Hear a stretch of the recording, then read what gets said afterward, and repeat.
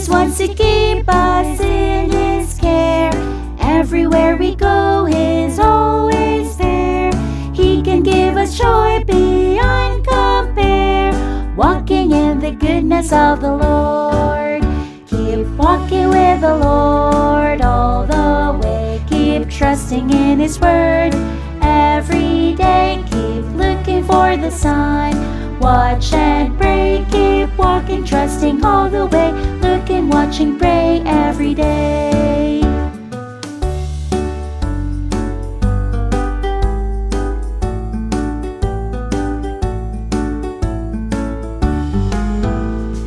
If we follow Jesus, He will lead.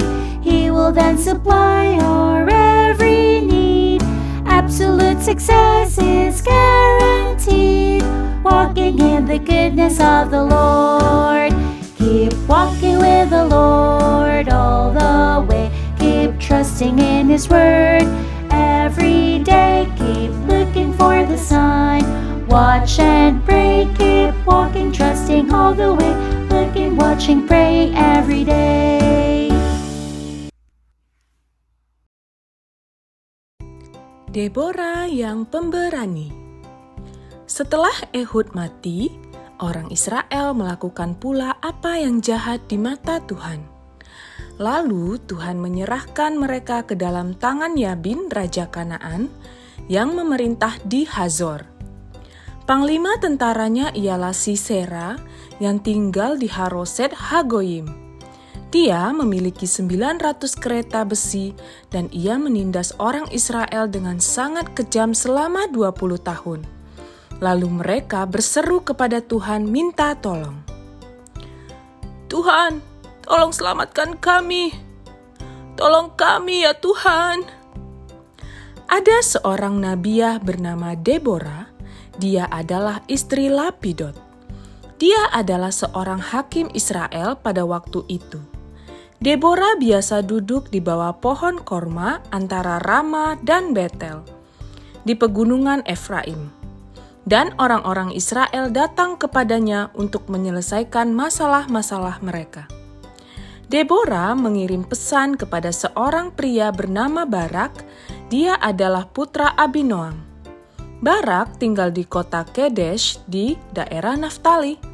Deborah berkata kepada Barak, Tuhan Allah Israel memerintahkanmu, pergilah dan kumpulkan 10.000 orang Naftali dan Zebulon, pimpinan mereka ke Gunung Tabor.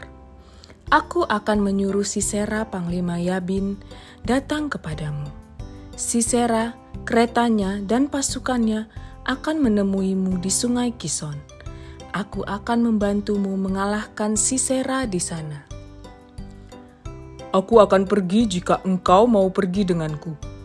Tetapi jika engkau tidak mau pergi denganku, aku juga tidak akan pergi. Baik, aku akan pergi bersamamu. Tetapi karena keputusan yang engkau ambil itu, engkau tidak akan mendapatkan kehormatan, karena Tuhan akan menyerahkan Sisera ke dalam tangan seorang perempuan.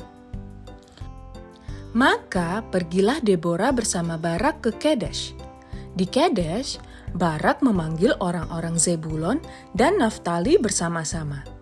Dari mereka, dia mengumpulkan 10.000 orang untuk mengikutinya. Deborah pergi dengan Barak juga. Adapun Heber, orang Keni, telah memisahkan diri dari suku Keni. Orang Keni adalah keturunan Hobab, saudara ipar Musa. Heber telah mendirikan kemahnya di dekat pohon tarbantin di Zaanim, dekat Kedesh. Sisera diberitahu bahwa Barak anak Abinoam telah pergi ke Gunung Tabor.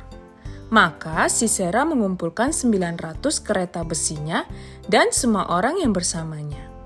Mereka pergi dari Haroset Hagoyim ke sungai Kison. Lalu Deborah berkata kepada Barak, bersiaplah, sebab inilah harinya Tuhan, menyerahkan Sisera ke dalam tanganmu. Bukankah Tuhan telah maju di depan engkau? Lalu turunlah Barak dari Gunung Tabor dan 10.000 orang mengikuti dia. Barak dan anak buahnya menyerang Sisera dan anak buahnya. Selama pertempuran, Tuhan mengacaukan Sisera dan seluruh pasukannya serta keretanya. Lalu Barak dan anak buahnya menggunakan pedang mereka untuk mengalahkan pasukan Sisera. Tetapi Sisera meninggalkan keretanya dan melarikan diri dengan berjalan kaki.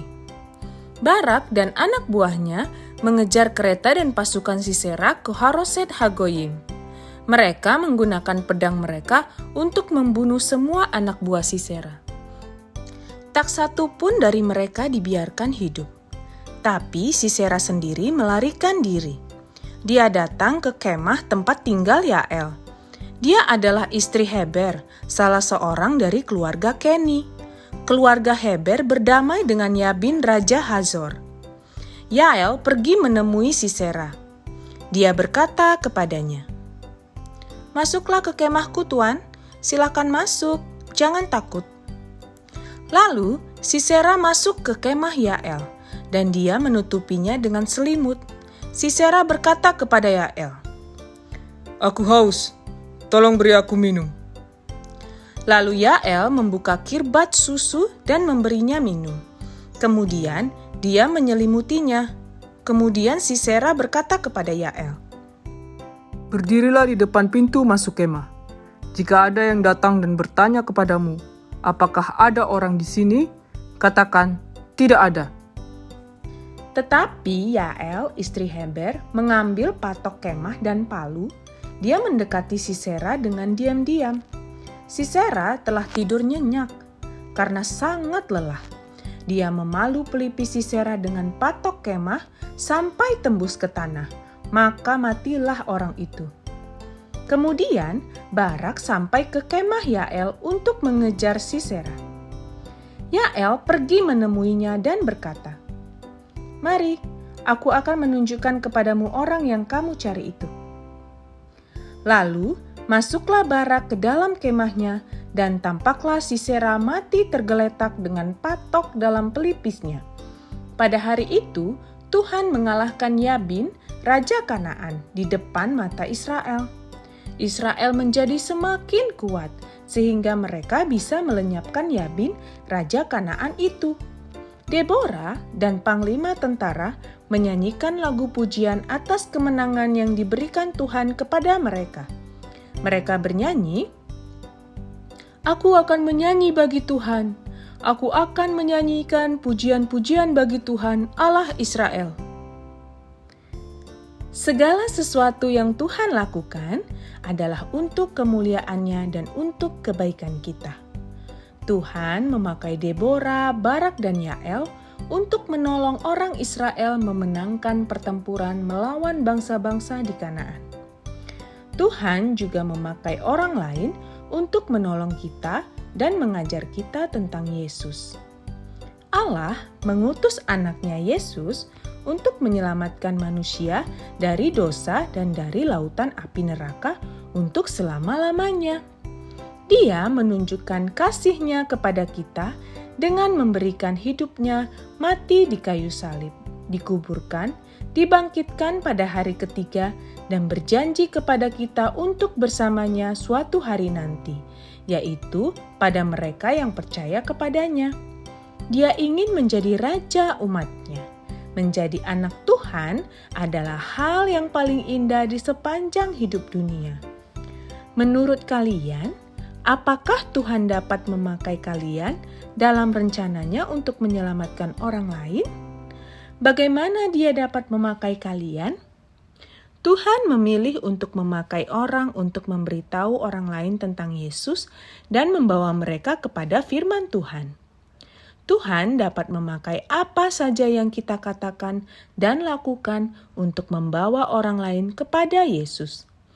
Bagikan Yesus kepada teman dan orang yang kalian kasihi, karena mereka juga membutuhkan Yesus.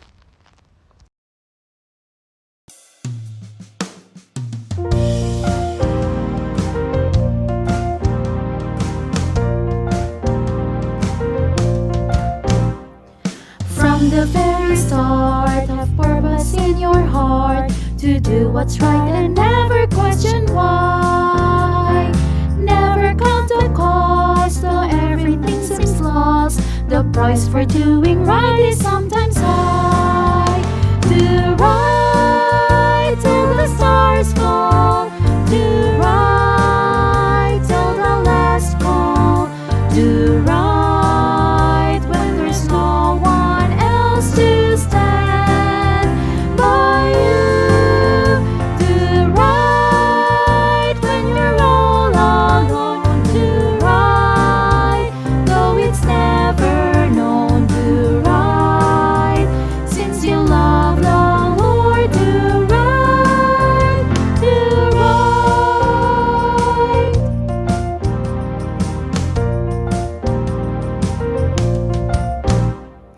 Right is always right, and wrong is always wrong, and we must learn to separate the two. If you love the right, the Lord will give you light, so seek the right in